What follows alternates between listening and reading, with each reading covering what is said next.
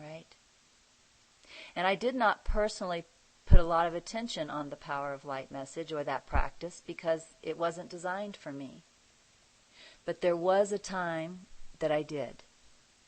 There was a time, well, some of you guys may remember this time. There was a time I was still with Laurent at the time. This had nothing directly to do with him. There was a time on the Peace of God that lasted for many months when there seemed to be several messages per day about NTI and about me, which, for lack of better words, you would call them attacking type messages, right? They were talking about how wrong I was, what a fake I am, how all I want is to make money, how wrong NTI is, and I don't remember the details, but the messages were pretty, well, they had a lot to say. Let's just say that.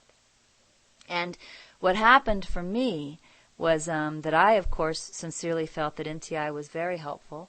NTI had just been published, and there was this desire to defend because there was this fear that these friends, because they're actually friends of mine, especially now, there was this fear that these friends were going to run NTI's reputation into the ground before anybody had a chance to see how helpful it really was.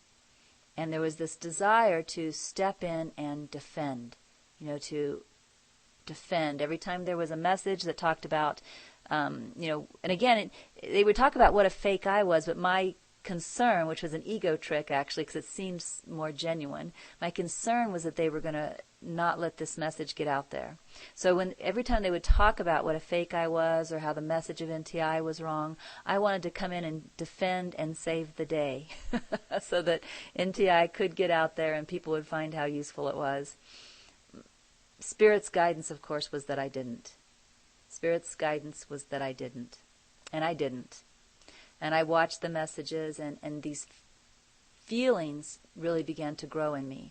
Maybe similar to why they grew so much in Laurent, because I was not in any way acting on them. I was not defending. I was not writing back, so there was no temporary outlet to relieve the pressure. But yet the thoughts were still continuing, so the pressure built and built and built. And one day, one particular message was written that seemed to me to be especially wrong. It seemed to especially misrepresent NTI and my intentions. And I wanted so much to respond. And I just heard Spirit say in my mind, step away from the keyboard. Step away from the keyboard. So I stepped away from the keyboard and I went to sit on the love seat that we had near the computer. And I was guided through the practice of the power of light.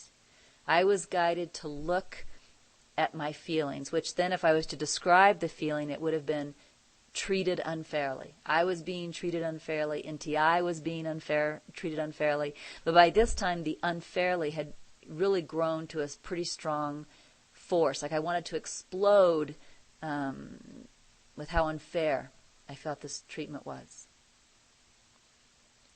So I was told to just sit and just look at this, and just look at this, and just feel this, and just look at this, right? Just like the power of light.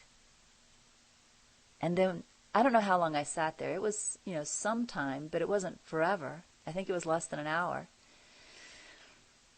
And then for me, it changed. It was such a miracle. It changed. All of a sudden, all of these feelings of unfairness that I had been feeling, they changed to literally the feeling of light. I mean, I felt the exact same feeling I feel if I sit and meditate and I allow myself to be filled with what I call the feeling of light.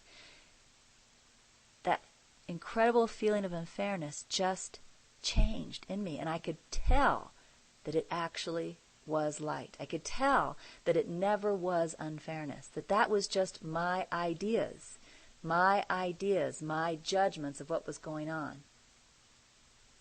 And then the next thing that happened once I saw that and I became focused on the light is like I totally forgot about my ideas, right?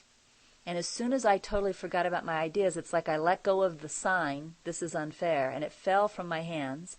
And when I let go of the sign and it fell from my hands, another idea immediately came to replace it. And it was an idea of rejoicing, and it was an idea that these friends of mine were helping me to let go of the ego. Not that they were being unfair, that they were helping me to let go of the ego. And when I heard that, I saw there was nothing I wanted more than to let go of the ego. And I immediately fell in love and gratitude.